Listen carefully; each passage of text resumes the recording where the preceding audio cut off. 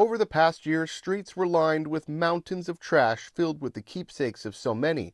Now it's gone. The apocalyptic scenes of devastation seemingly wiped clean. In the days after the storm, photographer Reed Moeller and I captured photos of the destruction. A year later, we came back to the exact same spots to line up then and now. And while we've documented dramatic changes of roads covered in sand getting cleared, cars tossed into homes removed, some parts of Treasure Island are untouched. Nothing has changed. It was tough. You couldn't do anything.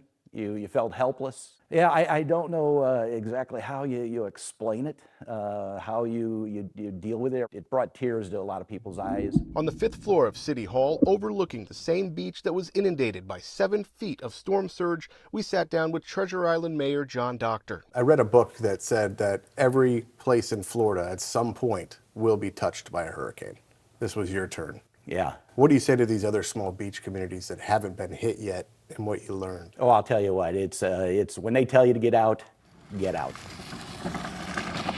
And we just didn't believe it. I guess, as a society, we didn't believe that this could happen, especially since we hadn't been hit in 104 years.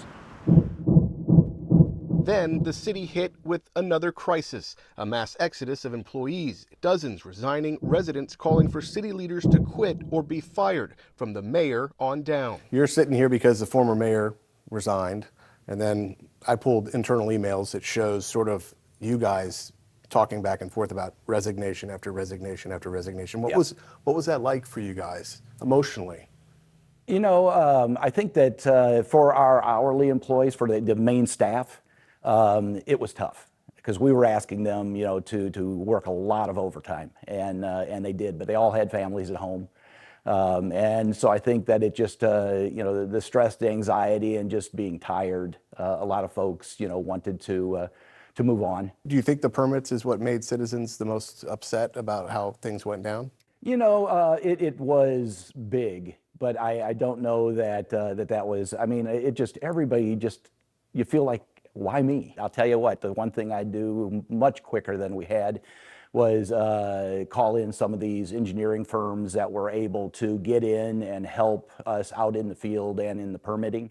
Any contractor, any car that comes through here must help the residents. Tempers flared in the days after the storm and in the weeks and months that followed. That is complete malarkey. As I mentioned before, we need a hero. We've been there in the community ever since, reporting all year on the good and the bad. We just don't know what we're going to do. We're kind of just floundering here.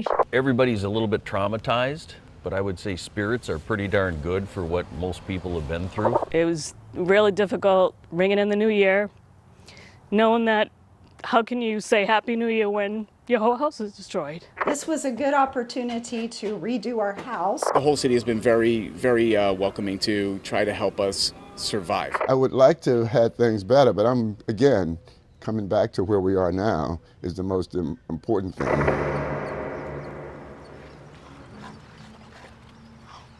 Was this your escape as you tried to get your house back together? For sure. Even after the hurricane, when there was people's furniture from houses and stuff were all washed up in here, I still had to come out here and paint. Recovery can be slow. West Evans just got back into his home. We live in a town of, I will tell you, some of the most resilient people you'll ever meet, because there's people that can never handle this in a million years. So did Mark Hoey. You just got into your home a couple of weeks ago. Correct. I wasn't going to move in until we had a dresser. I wasn't going to live out of plastic bags anymore, and a couch. Are you able to walk out your sliding glass door, look at it, how beautiful this is, Absolutely. but not be reminded of the hurricane? No, you're not. We won't forget that. We won't forget that.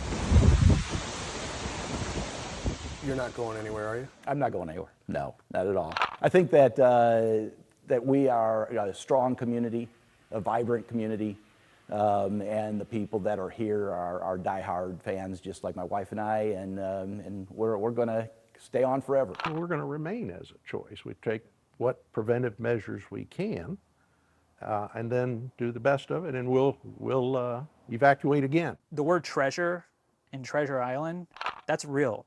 Like, this is a treasure we have here, and we have to keep it a treasure. On Treasure Island with photojournalist Reed Moeller, Michael Paluska, Tampa Bay 28.